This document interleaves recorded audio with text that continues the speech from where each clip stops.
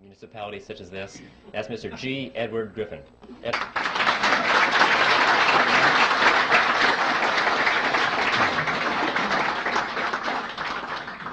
Well, thank you, Mike, and thank you, ladies and gentlemen. I don't know how to take that remark about age. You know, when Bill Jasper stands up and they announce him as the senior editor for the magazine, I know I'm in trouble. Well, we have a lot of material to cover, so I think I'll just sort of jump into this as quickly as possible. I need to warn you about something, though. Since this is being videotaped tonight, and we have a limitation on the length of the time on the videotapes, I have been instructed to divide this into two parts. The first part will last approximately 45 or 50 minutes long, and then we'll take a short break, I'm told, while they change tapes. And the next part we deliver next month. No, there'll just a few minutes break, and then we'll continue with part two. So I want you to know that's coming up. So, okay, now to the topic. Are you ready for this? Okay, so am I. So let's start with history. We'll go back to the 1st century BC, to a tiny kingdom called Phrygia. And it was in that kingdom that there lived a philosopher by the name of Epictetus. And it was Epictetus who said, "Appearances are of 4 kinds. Things either are as they appear to be, or they neither are nor appear to be, or they are but do not appear to be, or they are not and yet appear to be." Don't worry, no quiz on that. Well, that's what he said. When I read that statement for the first time, I thought to myself that surely if Epictetus were alive today, he would undoubtedly be a Harvard professor of money and banking. Because this is the kind of explanation we get, isn't it, when we try and figure out what's going on in the economy or what's going on with the Federal Reserve System. See, what Epictetus did is what is so commonly done with the experts in this field, is he took a relatively simple concept, but by the time he was through explaining it to us, we didn't have the foggiest idea what he was talking about. All he said basically was that appearances can sometimes be deceiving. That's all. We all know that. But he had to break it down into 4 component parts, explain that in 2 ways they are what they appear to be, and in other 2 ways they sometimes are not the way they appear to be, and they broke it down and we didn't understand what he's talking about. Nevertheless, I thought that this statement by Epictetus was a brilliant clue for an outline or a theme for my presentation. Because, you know, if there's anything in the world that is an appearance that is deceiving, it is the Federal Reserve System. And in particular, it is one of those appearances of the 4th kind, which, as I'm sure you all remember, are those which are not and yet appear to be. So that's going to be my theme tonight. I'm going to come back to it now and then if I remember to do it, and use it as kind of a punctuation point, because this is perhaps at the most fundamental level the most important thing we need to know about the Federal Reserve System, which is that it is an appearance of the 4th kind, something which is not and yet appears to be. When I did my research on this topic, I came to the conclusion, which may startle you folks here, that the Federal Reserve System does not need to be audited. It needs to be abolished.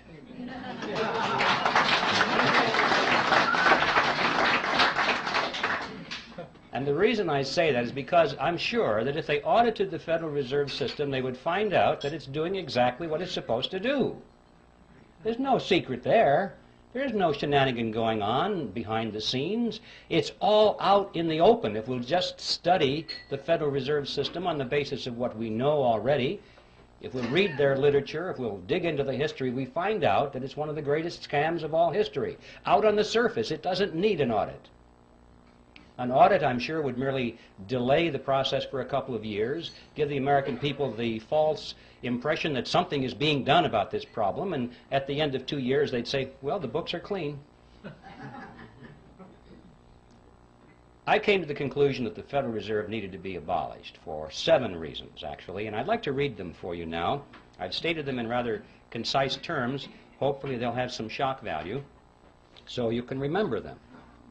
And here they are.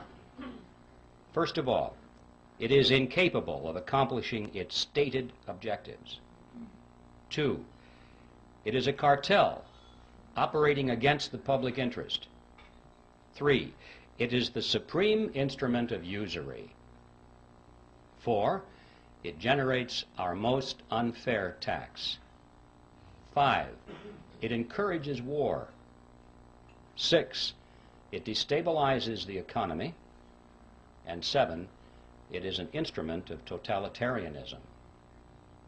Now, I don't know what you think about those 7 points. I know that a lot of you are totally in agreement with it. I can tell by your reaction. I trust that there are some skeptics here tonight. I hope there are. Otherwise, I feel like the minister talking to the choir. Usually there are skeptics in my audience, and frankly, those are the ones I'm most interested in talking to. And for the skeptics, I'm sure that you're thinking, those sound like pretty far-out statements. How could you ever demonstrate them to be true? But I think you would agree, regardless of your preliminary conclusion about those statements, that if any of them could be proven to be true, it would be good enough reason to abolish the Federal Reserve System. So let's take a look and see whether they can be supported.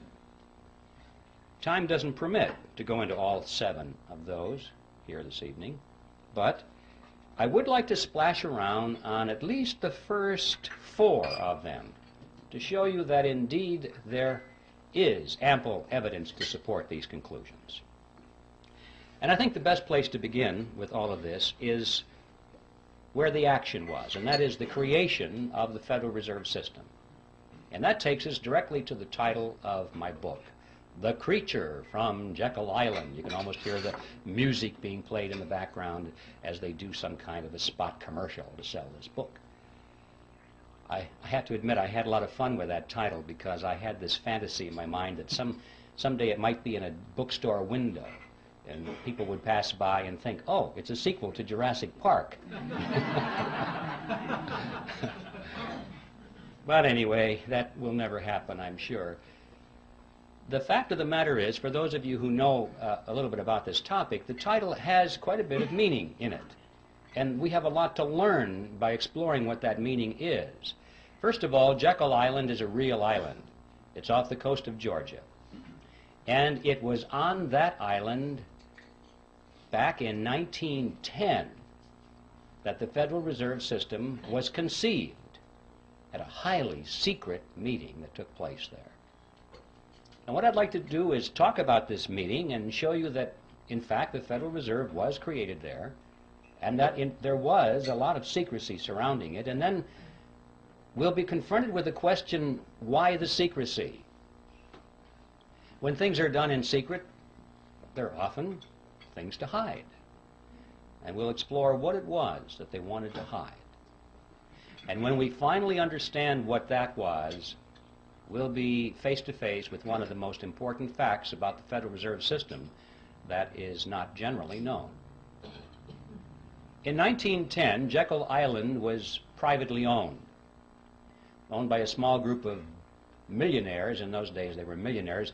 In today's dollars they would be billionaires from New York.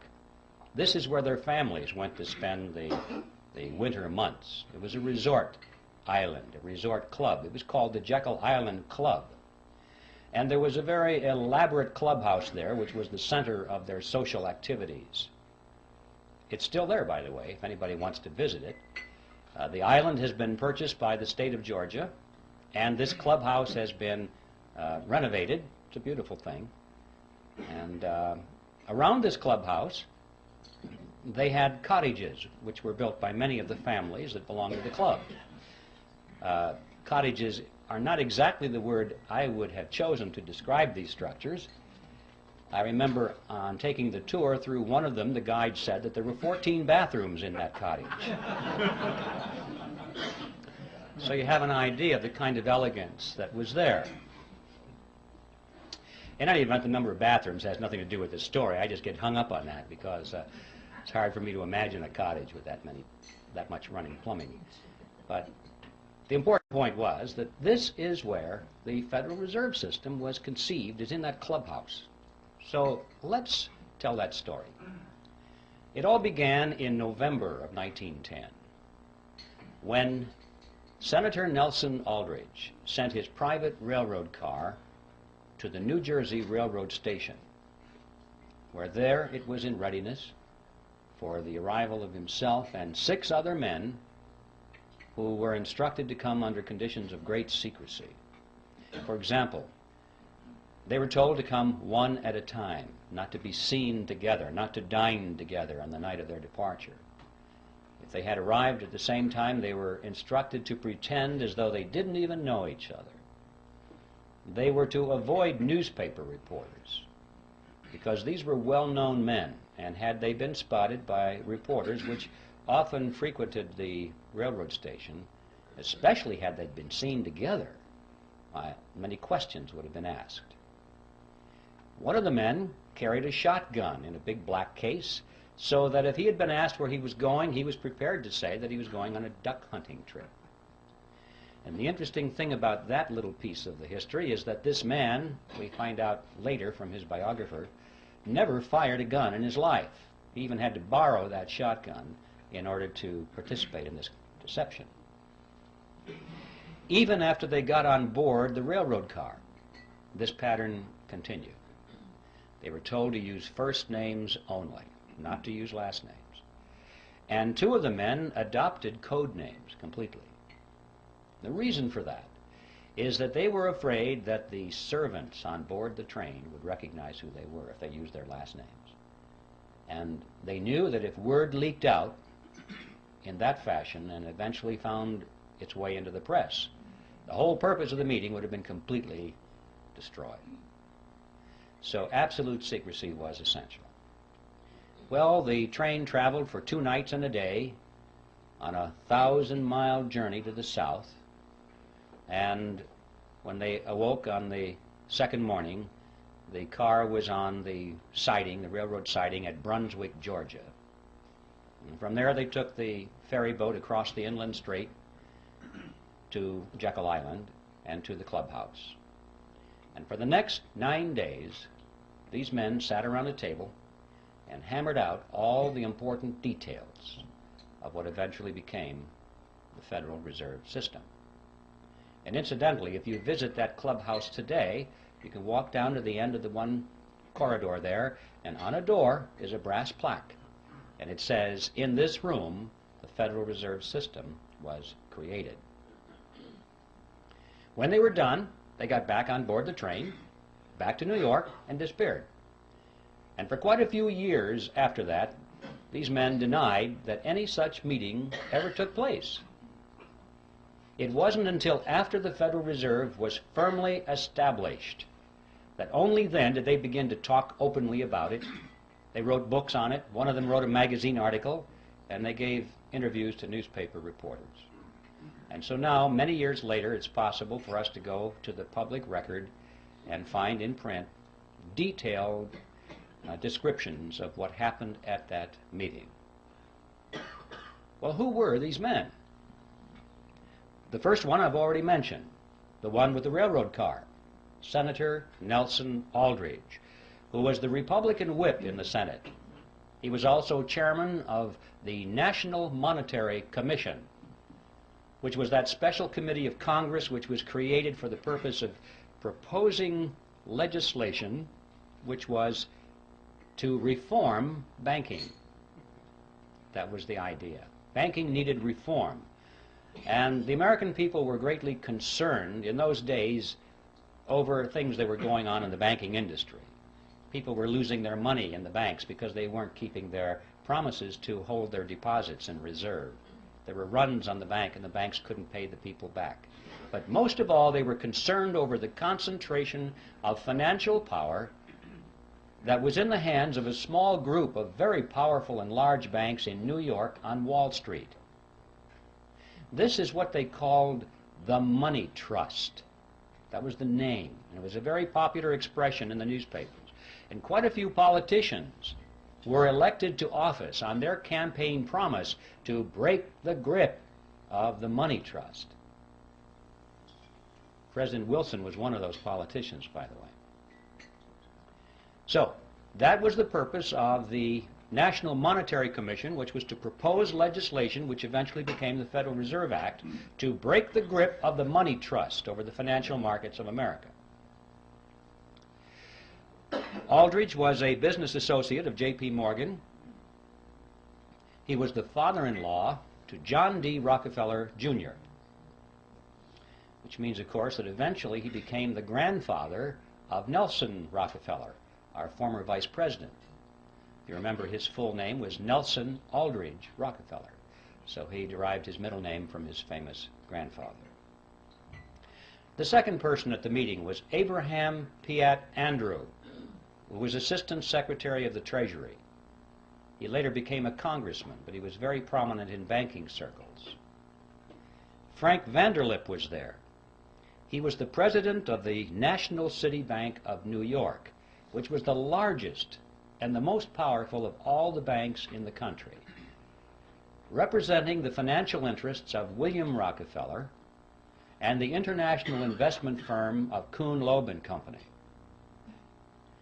Henry Davison was there. He was the senior partner of the J.P. Morgan Company. Charles Norton was present. He was the president of the First National Bank of New York, which was another one of the giants. Also, there was Benjamin Strong, who was the head of J.P. Morgan's Bankers Trust Company. And incidentally, 3 years later, when the Federal Reserve System was finally created, he became the first head of the system. And finally, there was Paul Warburg, who was probably the most important of all the men there because of his knowledge of banking as it was practiced in Europe. Paul Warburg was born in Germany. He eventually became a naturalized American citizen. He was a partner in Kuhn, Loeb and Company. He was a representative of the Rothschild banking dynasty in England and France. And through all the years of his banking in America, he remained in very close contact with his brother, Max Warburg, who was the head of the Warburg Banking Consortium in Germany and the Netherlands. Paul Warburg was one of the wealthiest men in the world. And those of you who are Little Orphan Annie fans, you'll remember Daddy Warbucks. Well, Paul Warburg was the real Daddy Warbucks, after whom that character was named. And everyone at the time knew it. I have his photograph in the book. If you'd like to compare his picture to the drawing rendition of Daddy Warbucks, you'll see the similarity between Warbucks and Warburg. And also, while we're on the subject of cartoon characters, anyone who's played Monopoly will remember the drawing of the capitalist with the handlebar mustache and the cigar. That's J.P. Morgan. Those are the 7 men who were on Jekyll Island, and as incredible as it may seem, they represented approximately 1/4 of the wealth of the entire world. And these are the men that sat around a table on Jekyll Island and created the Federal Reserve System. What's going on here? Should arouse our curiosity a little bit. It didn't just happen. Well, speaking of it just happening, for the skeptics, you're probably wondering, did it really happen that way? Perhaps Griffin is exaggerating this to make a point. Well, yes, it really happened that way, and to illustrate that, we could go to a lot of documentation, but to simplify this, I'd like to just read for you a short excerpt taken from one article written by Frank Vanderlip, who was one of the attendees at that meeting. And this was written in the Saturday Evening Post, and it appeared on February 9, 1935. And this is what Vanderlip said. I do not feel it is any exaggeration to speak of our secret expedition to Jekyll Island as the occasion of the actual conception of what eventually became the Federal Reserve System. We were told to leave our last names behind us. We were told further that we should avoid dining together on the night of our departure. We were instructed to come one at a time, and as unobtrusively as possible, to the railroad terminal on the New Jersey littoral of the Hudson, where Senator Aldrich's private car would be in readiness, attached to the rear end of a train to the south. Once aboard the private car, we began to observe the taboo that had been fixed on last names. We addressed one another as Ben, Paul, Nelson, and Abe. Davison and I adopted even deeper disguises, abandoning our first name. On the theory that we were always right, he became Wilbur and I became Orville, after those two aviation pioneers, the Wright brothers. The servants and train crew may have known the identities of one or two of us, but they did not know all, and it was the names of all printed together that would have made our mysterious journey significant in Washington, in Wall Street, even in London. Discovery, we knew, simply must not happen. Well, why? What's the big deal here? What's wrong with a group of bankers getting together in private and talking about banking or banking legislation? And the answer to that question is provided by Vanderlip himself in the same article. He said, "If it were to be exposed publicly that our particular group had got together and written a banking bill, that bill would have no chance whatever of passage by Congress." Why not? Because the purpose of the bill was to break the grip of the money trust. And ladies and gentlemen, it was written by the money trust. It's as simple as that. Had that fact been known from the very beginning, the public would never have accepted it as a means of breaking the grip over the money trust. And we would never have had a Federal Reserve System because the scam would have been exposed from the beginning. This was like having the fox build the hen house and install the security system.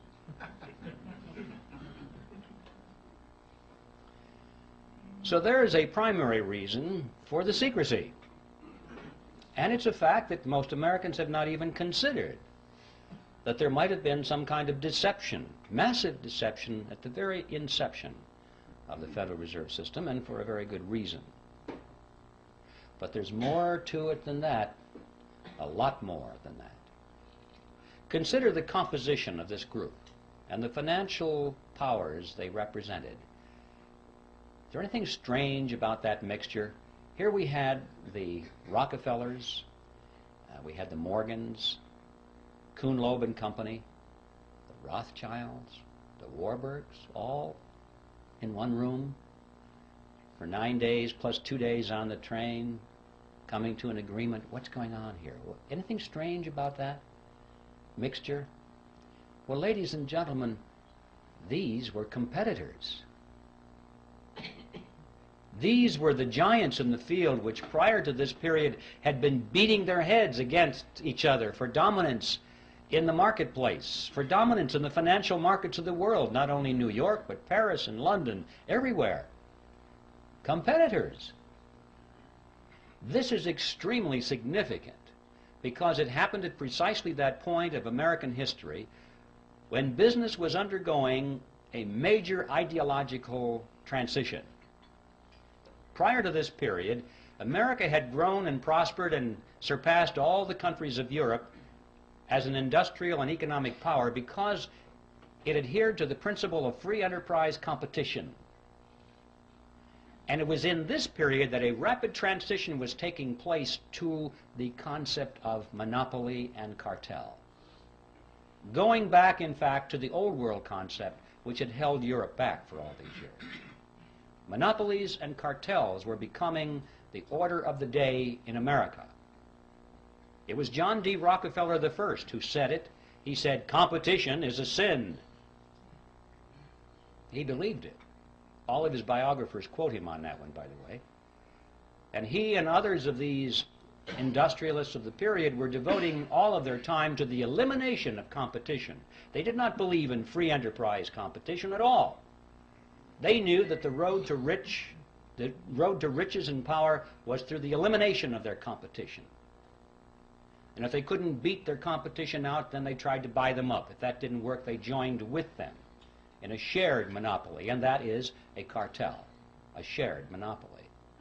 Perhaps I should define that word in more detail so at least you'll know what I'm talking about when I use the word. A cartel is a group of independently owned businesses which come together for the purpose of reducing or eliminating competition between themselves so that they can enhance their profit margins or secure their position in the marketplace. And they do this by price fixing. They won't compete on price. Or they divide up geographical markets or products and services. For example, if we were forming a cartel here, I might say, well, I get the north and you get the south. We won't compete. Or I might insist that I get to produce the gizmo, but you can produce the widget. And we won't compete. Or we'll share patents and processes. We won't compete. And every time we agree to eliminate one area of competition between ourselves, we move closer and closer together until finally we are as one industry insofar as the marketplace is concerned, even though our component parts are independently owned. And that is a cartel. And so that enhances our profits. We can get more for our products and services than we could in the arena of free enterprise competition. And of course, the other side of that coin is that the public pays more for those products or services than they would otherwise. And that is just as true in a banking cartel as it is in any other kind of cartel. And the amazing fact emerges that when you study this period, that for the 15 years before the meeting on Jekyll Island, these groupings of which we're speaking had come together increasingly in joint ventures. They were learning how to avoid competition between themselves. They knew they couldn't knock each other out. They had tried that. It was too costly. Now it was time to come together. And what happened on Jekyll Island is that they formed a banking cartel, and they called it the Federal Reserve System. An amazing fact that all these years we've had something which most people have thought was a government operation of some kind or another. We were told it was a creation to protect the people, to stabilize the economy, and it's a cartel. And the purpose of a cartel is to enhance the profit structure of the members of the cartel. Period. That's the second amazing discovery, to be learned if we understand and analyze what happened on Jekyll Island back in 1910. But there's a third element, which is perhaps even the most important of all. And that is that this cartel went into partnership with the government. Well, cartels often do that to enforce their cartel agreements, but in this case they did it in spades. Now, in any partnership, there has to be a payoff. There has to be some benefit to the partners, otherwise they won't go into the partnership, or if they go into it, they won't stay in it for very long. So it's a legitimate question for us to ask, what is the payoff? What's the benefit to these partners? Let's find out why the government is in this partnership, and then we'll find out why the banking cartel is in it. And in order to find out what the payoff is, we'll have to examine how the Federal Reserve System creates money, because that's the key. Now, if you're not familiar with how money is created in America, this is going to be really some experience to go through this. For the first time, you're going to shake your heads and say, I don't believe this. I call it the Mandrake mechanism, after that 1940s comic book character, Mandrake the Magician. Could create something out of nothing, wave his cape, and it was back into the void again. That's the Federal Reserve System. Now, let's take this and break this down. I need to warn you in advance, however, that you shouldn't try and make sense out of this. Okay? Because you'll blow a fuse if you think this makes sense. Just remember, this is your plain old American scam that we're talking about here. It's that simple. And I'm going to strip away all of the banker terminology and all the accounting terminology and use just plain old plodding English to make it comprehensible. In spite of that, however, I want you to know that everything I'm going to tell you from a technical point of view is 100% accurate, in spite of the simplicity of the language. Okay, with that by way of preliminary, let's get right to the Mandrake mechanism itself. It starts with the government side of the partnership. It starts in Congress, when Congress is spending money far and beyond what it takes in taxes. How can Congress spend more money than its income in taxes?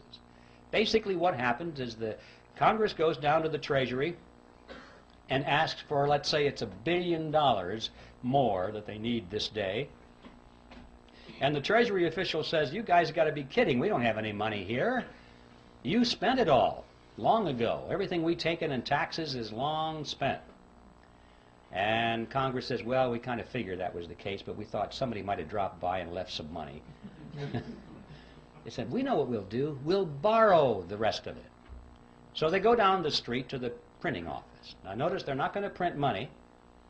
They're going to print certificates. Nice, big, fancy certificates with borders on the corner and an eagle at the top and a seal at the bottom, and it'll say United States Treasury bond or note or bill, depending on the length of maturity. And it's so impressive, it almost looks like money. But if you hold it up to light, it really says IOU. That's all they are.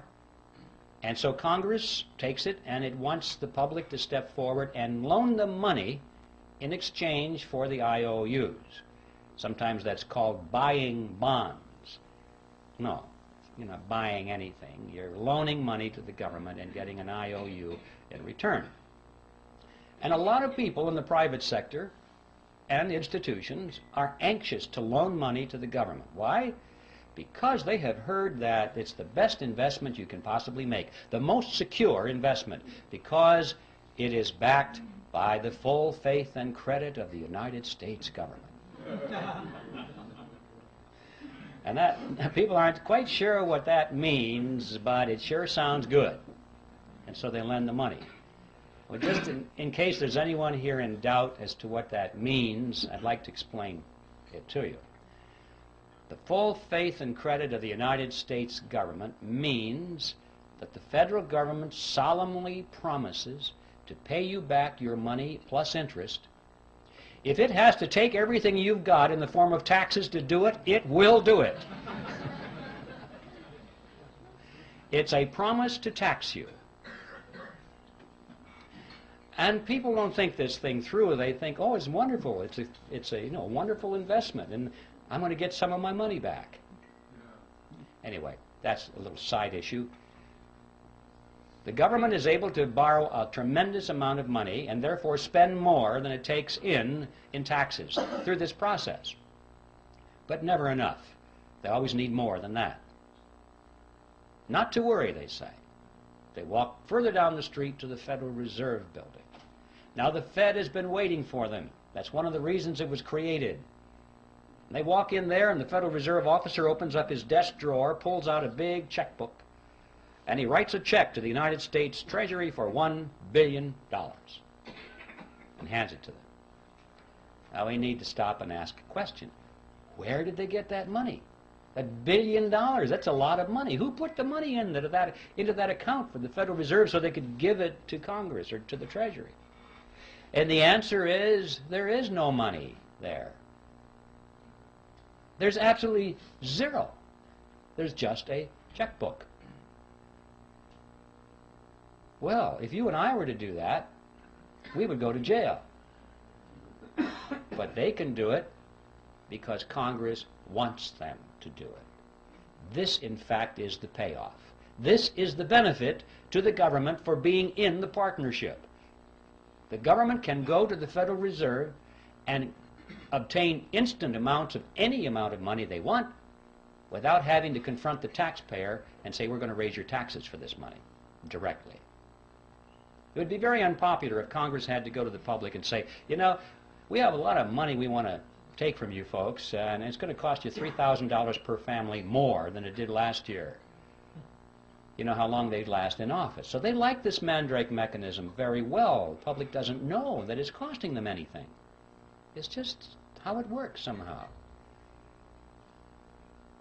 So this money, this $1 billion, springs into being precisely at the instant that the Federal Reserve officer signs the check and gives it to the government. Now let's see where the banking cartel benefits from this partnership. We'll go back to that billion-dollar check and follow it. The Treasury official deposits it into the checking account of the federal government.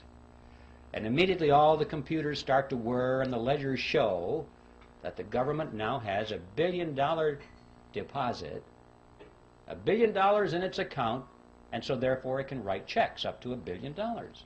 Government checks start flowing. Let's just follow a $100 check. Make this real simple to the fellow that delivers our mail. The postal worker gets a $100 check. And he looks at this and he can't imagine in his wildest dreams that just 2 days ago that money didn't exist anywhere in the universe. But it's a government check now, and it's very spendable. So he takes it and deposits it into his private checking account at the local commercial bank. Now this money is out of the Federal Reserve mechanism per se, out of the government side of the partnership, and it gets into the private banking side of the partnership. $100 has been deposited. Now the action heats up. The banker looks at that and he goes over to the loan window and he opens it up and he says, "Attention everybody, we have money to loan." And that's good news for a lot of people because that's one of the reasons we go to the bank, isn't it? To borrow money. So it's good news when there's money available. And the banker says, "We have $100 deposited, but don't worry folks, we can loan you more than that. We can loan you up to $900. Well, how? How can you loan out up to $900 when you only have $100 deposited? Well, it's not difficult if you're in the Federal Reserve System. Here's how it works. The Federal Reserve says that the member banks must keep no less than 10% of their deposits in reserve. So there's $100. They keep 10% in reserve, $10. And they can loan up to $90, right? So we loan it to you, ma'am. You borrowed $90. What do you do with it? Well, you want to spend it. So you want to write a check on it. You deposit it into your checking account so you can write a check. In many cases, it might be put directly into your checking account. But now there's $90 deposit, in addition to the $100 that was deposited to start this chain. Now we've got the $90 that was loaned as another deposit. Well, the Federal Reserve says that you only have to keep 10%, so we keep 10% of the 90 and loan the other 90%. And the person that borrows that puts it right back into the bank as another deposit. Well, the Federal Reserve says you only have to keep 10%, so you know, this goes around and around and around to the revolving door until finally the whole action is played out. And the bottom line is when that $100 deposit comes in from the postal worker, the banks, in essence, can loan up to $900 because $100 is the reserve, and that's 10% of 1,000, so they can loan the balance, or the difference, which is $900. Now, where does that money come from? Well, same place. It springs into being precisely at the point where the loan is made. It didn't exist before, anywhere.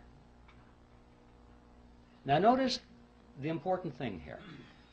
The money that's created out of nothing and given to the government spends for its purposes. But the money that's created out of nothing by the banks is not spent by the banks, it's loaned by the banks to you and to me, and we pay interest on it. Not too shabby. Interest on nothing. I wish I had a magic checkbook like that, where I didn't have to have any money, just a checkbook. And I could write checks, $10,000, $20,000, $100,000 all day long and loan them to you folks, and you pay me interest on it. You see? Not too shabby at all. This, in fact, is the payoff to the commercial banks in the cartel. This scam has become legitimized by law. And we're told it's a wonderful thing. We think our banking system is wonderful. but it's a scam. Not only interest on nothing, but perpetual interest on nothing, because notice, once this money is created, if you pay it back, they have it on their ledger as a credit. They can loan it out again to somebody else, and the whole object is to keep loaned out. They don't like the money not loaned out because you can't earn interest on it. When it's in the inkwell, it doesn't do them any good. So remember, there's nothing here except ink in the well or electronic impulses in the computer. That's all there is. So they're collecting interest on that. But that's not the end of the process. That is how money is created in America, but that's not the end of it because it has consequences. What impact does that have on us? Are we involved in this in any way? Well, yes, we are. I've heard people say, gee, those fellows are really smart. I guess they deserve to be rich. You know, as though it didn't affect them in any way. Let's follow it.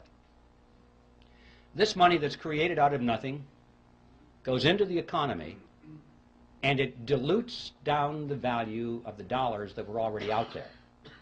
It's like pouring water into the pot of soup. It dilutes the soup. And so the economy is diluted by these new dollars, and prices start to go up, or they appear to be going up. It's the process called inflation. I say appear to go up because prices really don't go up, ladies and gentlemen. What's happening is that the value of the dollar goes down. Right. That's what we're witnessing here. If we had a real monetary system, real money backed by gold or silver or anything of tangible value, coffee cups, anything that couldn't just be created out of nothing behind our money, you would find that the purchasing power of that money would remain constant over a long period of time. And to illustrate that point, it's interesting to know that if we had lived in ancient Rome and had a 1-ounce gold coin, we would have been able to buy a fine toga, a handcrafted belt, and a pair of sandals. That was the price. So today, what can we buy with a 1-ounce gold coin? We can walk into any men's store and buy a really fine suit, a handcrafted belt, and a pair of shoes. The real price of these items hasn't changed in thousands of years when expressed in terms of real money. But when expressed in terms of these things we carry around, we call them dollars. They're not. They're really Federal Reserve notes. They buy less and less and less because they keep creating more and more and more of them, and they dilute the economic soup. But we still haven't followed this to the end of the trail. We've lost some purchasing power through this thing called inflation. But how many people ask the question, who gained it? Did anybody gain our lost purchasing power, or did it just evaporate and go up to heaven somewhere? Somebody gained it, didn't they? But we don't know who. Let's follow it. The people who gained our lost purchasing power were those who were at the point where this fresh money was injected into the economic soup. Those at the nozzle get dollars that look the same as all the other dollars, and they have them first, and they can spend them at full purchasing power. But by the time the person who gets those dollars then gives them to the next person and the next person, it goes out toward the edge of the pot, where most of us are, and it gets diluted down. But the ones up there at the nozzle are the ones who have gained our lost purchasing power. Who are they? Well, we know that the government is one of them. That's where the billion-dollar check started, isn't it? That was the beginning of this whole process. The government spent that money first. And then, of course, those who work for the government and those who have government contracts and those who get grants and so forth get the next wave, and they're not doing too bad either, and it starts out from there. But what about on the banking side? Who got that money first off? Well, the people that came up to the loan window. They were the first ones to get it. Now, this comes as no surprise to anybody here, I'm sure, that in times of inflation, it's a good thing to borrow. Everybody tells you that because you say, you know that you're going to borrow $1 and you pay it back with quarters or 50-cent pieces because inflation erodes the value of those dollars. So you know to borrow is to gain. And the people who don't borrow, who save, they're the ones who are losing. But notice, however, that this gain that the borrower gets, he has to turn right around and give to the bank in the form of interest on nothing. So he doesn't really gain at all. It appears to be gain, it's paper gain, but his gain actually goes back to the bank as interest on nothing. Now yes, during times of inflation, his paper assets expand, expand, expand. Golly, this real estate looks like it's worth a lot of money right now, but then the economy contracts. And he's wiped out. He doesn't have anything. And notice that when you go to the bank and you go to borrow some of this nothing money, did they expect nothing from you in return? No. They want you to sign over and pledge as collateral your car, your house, your assets, hard assets, not nothing assets.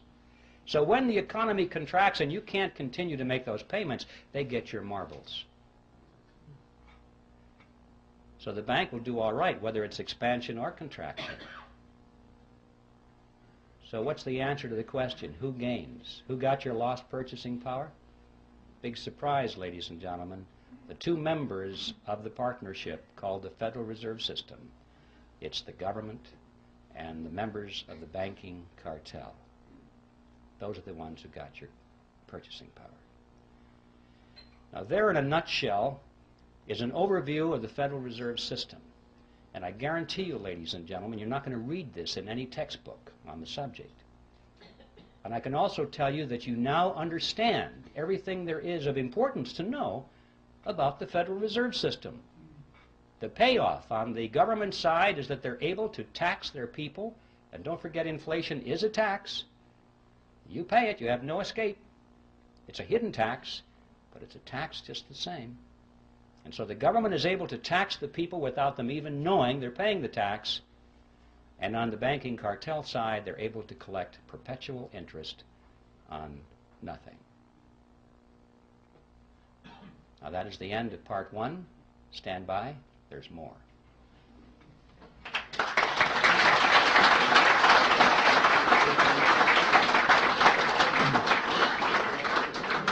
Ladies and gentlemen, we'll take a 5-minute break, and let's keep it.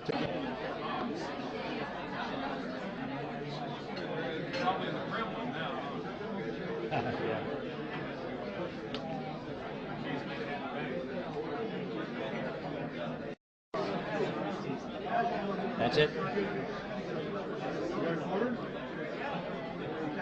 Okay, ladies and gentlemen, I think this is time for continuation. Everyone refreshed? Anybody want to open up a bank?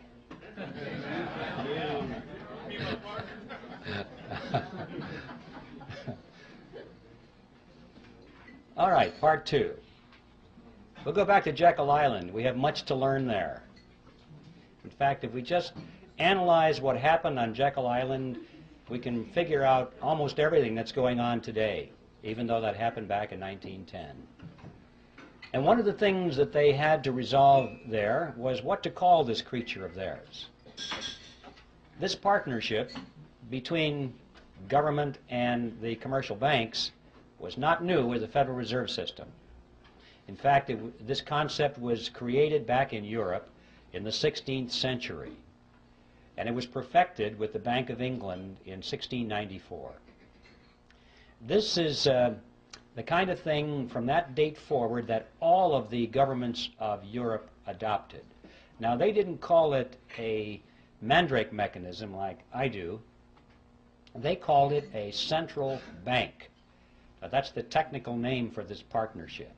If you want to look this process up in a textbook or an encyclopedia, you'll find it listed under central bank. So the central banks were created in Europe in the 16th century. And there's very good reason for that. The kings and the princes of Europe discovered from hard experience that they could raise the taxes of their subjects only so far And then there was a ceiling. They had a tax revolt on their hands. There was resistance. And they had real revolution or revolt on their hands, and they tended to lose their jobs. Or their heads. So, that was it, folks. 40%, 43% seems to have been the natural limit. However, once they got the central bank mechanism worked out, this was a whole new ball game. Now the lid was off, and they were able to collect 50%, 60, 70, and in some cases 80% of everything that their subjects produced. And their subjects did not revolt, did not resent it even, because they didn't know that they were paying this tax through a process called inflation. All they knew was that the prices were going out of sight, and they had no inkling that it was their government in combination with the private banks that were taxing them in this fashion. And so, see, this became a method of hidden taxation, which has continued to this day to be extremely popular with big spending governments. And so this became the modus operandi in Europe from that date forward. Now, when they met on Jekyll Island, it was very clear in their mind that they were creating a central bank. But they had a problem, what to call it, because Congress was already on record as saying they did not want a central bank in America. I don't think the congressmen really understood what that meant, but they had heard the phrase, and they knew that that's what they had in Europe. And they said, no, when it comes to banking reform in America, we want something that's unique to represent our unique political and economic system. So a central bank was out. So what to call this central bank so that no one will know? And they talked about this on Jekyll Island. And this is what they concluded. They said, first, let's use the word federal to make it seem like it's a government operation. Secondly, let's add the word reserve to make it seem like there are reserves somewhere, like it was a banking concept. Third, let's add the word system. And this was very important, far more than we might think today, because remember, the major concern was this concentration of financial power in New York. And they had to sell the American people on the idea that this was a diffusion of power over a system of banks. And so they talked about 10 regional banks, and finally they said, no, that's not enough. We'll have 12 regional banks and diffuse the power away from New York, or at least make it appear that way. And they'll build those big buildings in all these regions, and the local yokels can come and look at the buildings and say, golly, we got one of them out here too. You know? And the impression was that because these buildings were out there, that the power was pulled away from New York and diffused throughout a system of Federal Reserve banks. Well, as you've heard said many times by now, what we wound up with was not federal, there are no reserves, it's not a system at all in the sense of diffusion of power, and the Federal Reserve banks aren't even banks. So on all four words, we're dealing with appearances of the fourth kind. Brilliant strategy. The next step was to sell this creature to the American people. And the first draft of the Federal Reserve Act was called the Aldrich Bill, sponsored by Senator Aldrich, of course. And this was against the good advice of Paul Warburg, who said, Nelson, if you put your name on this bill, it's going to get voted down in Congress because you are so closely identified with the power of big business. It'll be voted down. And apparently, Aldrich's ego was too big. He must have said, well, no, after all, I'm respected in the Senate, and I am the chairman of the National Monetary Commission, and for whatever reason, he insisted on having his name on it. I think he wanted to go down in history as the originator of the Federal Reserve System. But Warburg was right. Voted down. Thumbs down right away, because he was a representative of big business. Well, this was a minor setback. They took their bill, they scrambled the paragraphs around a little bit, they took Aldrich's name off of it, and found a couple of Democrats to sponsor the bill. Now, this was different. See, Aldrich was a Republican, And everyone knew that the Republicans represented big business. But they also knew that the Democrats represented the common man, the little guy, the fellow on the assembly line, you know, like Ted Kennedy.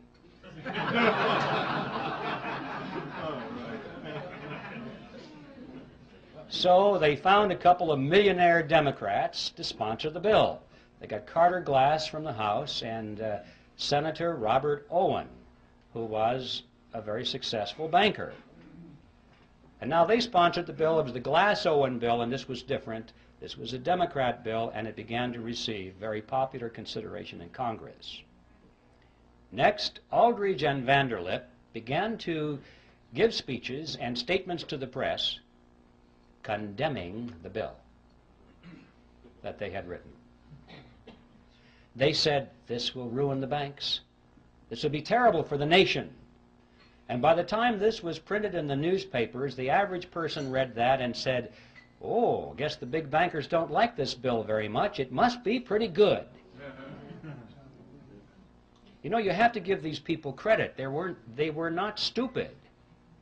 They didn't get to be where they were through stupidity. They understood mass psychology, they understood politics, and they played their cards exceedingly well.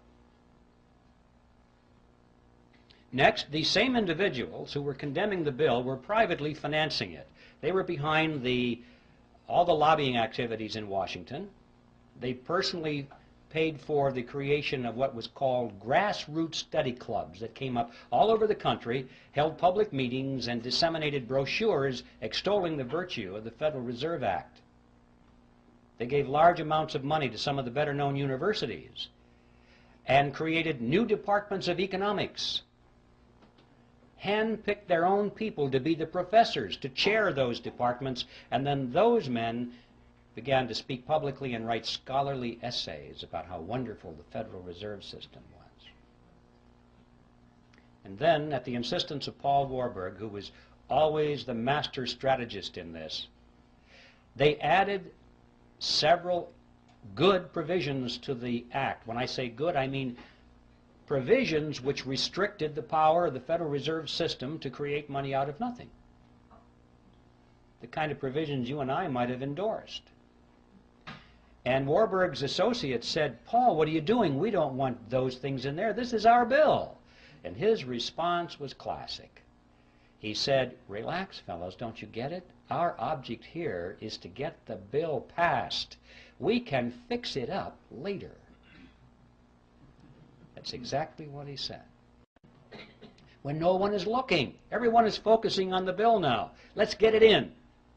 Fix it up later, and indeed he was right. It was because of provisions such as those that they won over the support of William Jennings Bryan, who was the leader of the populist movement, a real defender of the common man, in his mind at least. He looked at that bill, and previously he had opposed it because he said it was the bill of the bankers. They would create money out of nothing, he said. And he looked at those provisions and he said, oh, well, I guess with those in there, I can support the bill. And with the elimination of his opposition, the road was cleared, and it was inevitable what would happen. They did fix it up later. Since the Federal Reserve Act was passed, it has been amended over 100 times, and nobody has noticed.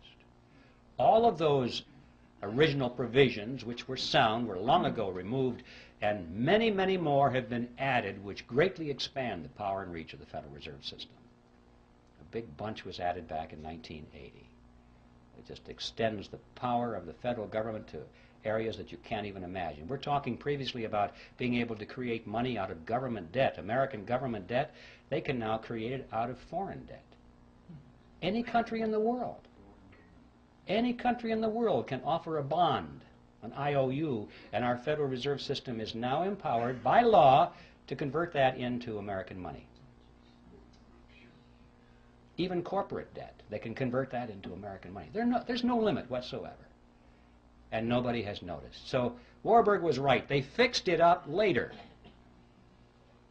And it's no surprise, therefore, that with this kind of professional deception and strategy that a great deal of support was gained for the bill, and on December 22nd, 1913, it was passed into law and signed into law the next day by President Wilson.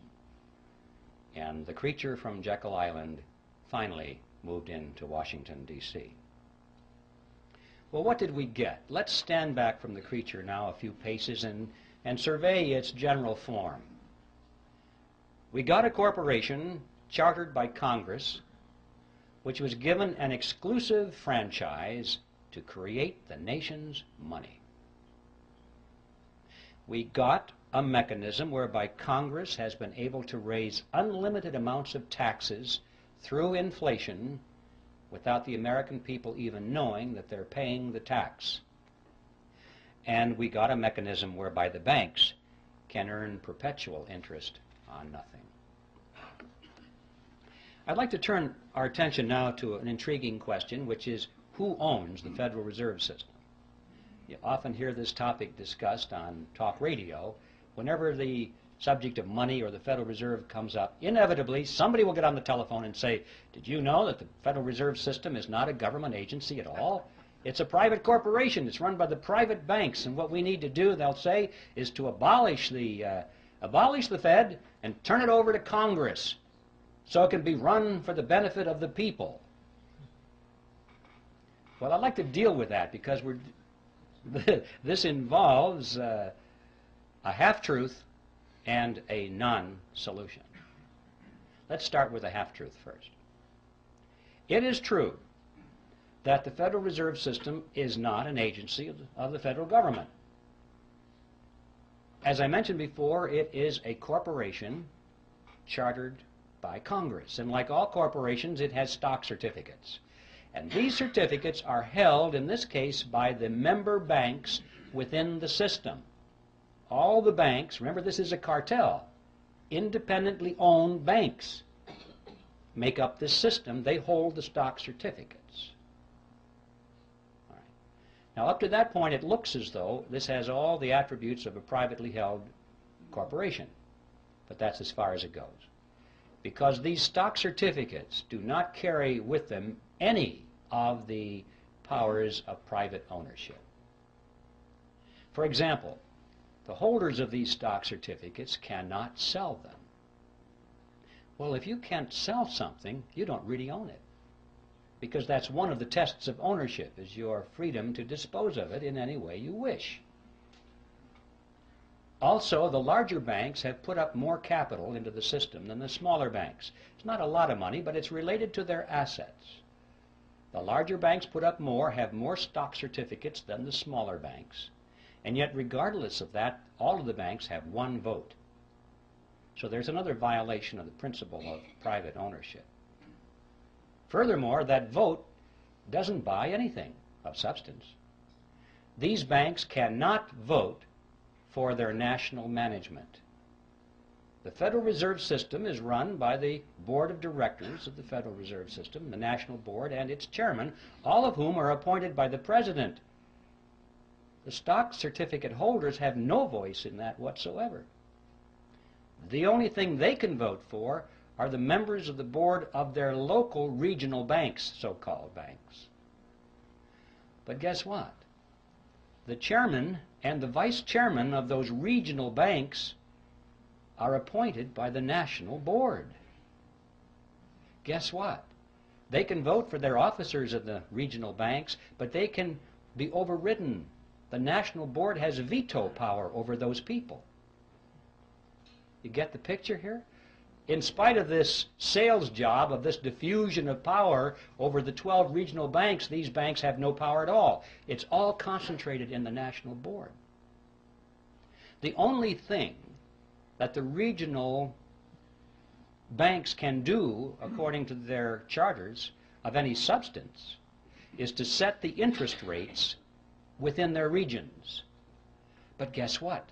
Even that is subject to veto by the national board.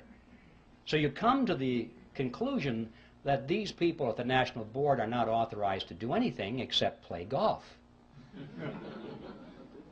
See, that's the way it was designed. This fiction of this diffusion of power throughout the system was just to sell it to the American people in 1913. It's a vestige. It serves no function whatsoever today at all and was never designed to. So we don't have a corporation in the strict sense of the word, a privately held corporation. And we don't have a government agency in the strict sense of the word. So what do we have? Well, the fact is we have a hybrid. It's a mixture. It's half government and it's half private. It is, in fact, exactly what you would expect it to be, considering that it is a partnership between the government and a private cartel. It's half government and it's half private. So this structure is unique to reflect its unique form. But this isn't so important as to who owns it, how many shares of stock, and what the voting is. The question is, what does it do? Insofar as merely abolishing the Fed, as some people have said, many people have said, abolish the Fed and turn it over to the Treasury or turn it over to the Congress so it can be run for the benefit of the people. Always make sure you say it's for the people, and that makes it okay. It would do the same thing over there that it does over here. It's not a question of who owns it, it's what does it do, and as long as it is a central bank, which means as long as it has the power and the mandate to create money out of nothing, that's what it's going to do. It's going to create money out of nothing, and I'm sure the same people will run it over there that run it over here. We must remember that all of the central banks of Europe are in fact direct agencies of their respective governments. They are not these hybrid organizations over there that they are here, because there was no necessity to create that myth over there.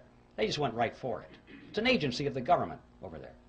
And they all do exactly the same thing as our Federal Reserve System does here. So you see, just turning it over to Congress without taking away its power to create money out of nothing is a non-solution. And I'm sure that the people who run this would be willing to use the same kind of deception they did back when it was created. They would pretend to resist that idea.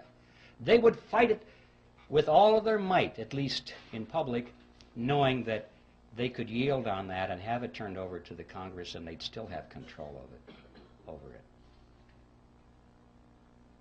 So that is a non-solution. I'd like to talk now about what the objectives of the Federal Reserve System are, because if we're going to say it's going to, if it were turned over to Congress, it would pursue the same agenda. What is that agenda? Extremely important thing to focus on, because we're told that the purpose of the Fed is to stabilize the economy. And everybody kind of believes that. I mean, when Greenspan comes on and says, well, we're raising interest rates now, why? To stabilize the economy, right?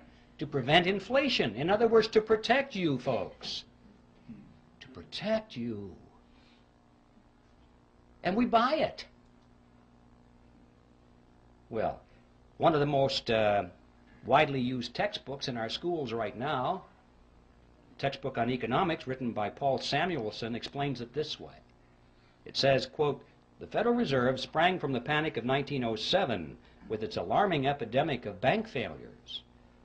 The country was fed up once and for all with the anarchy of unstable private banking. It's partly true. It's just they came up with the wrong solution.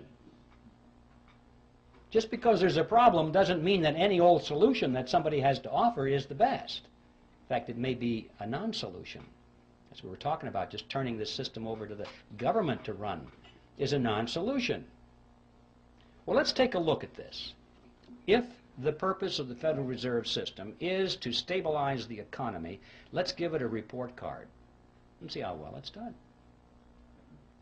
Since it was formed, it has presided over the crashes of 1921 and 1929, the Great Depression of 29 through 39, recessions in the years 53, 57, 69, 75, and 81, a stock market Black Monday in 87. We all know that corporate debt is soaring, personal debt is greater than ever before. Both business and personal bankruptcies are at an all-time high. Banks and savings and loan associations have failed at a rate greater than ever before in our history. Interest on the national debt is now consuming half of all of our taxes. Heavy industry has been largely replaced by overseas competition. We're facing an international trade deficit for the first time in our history.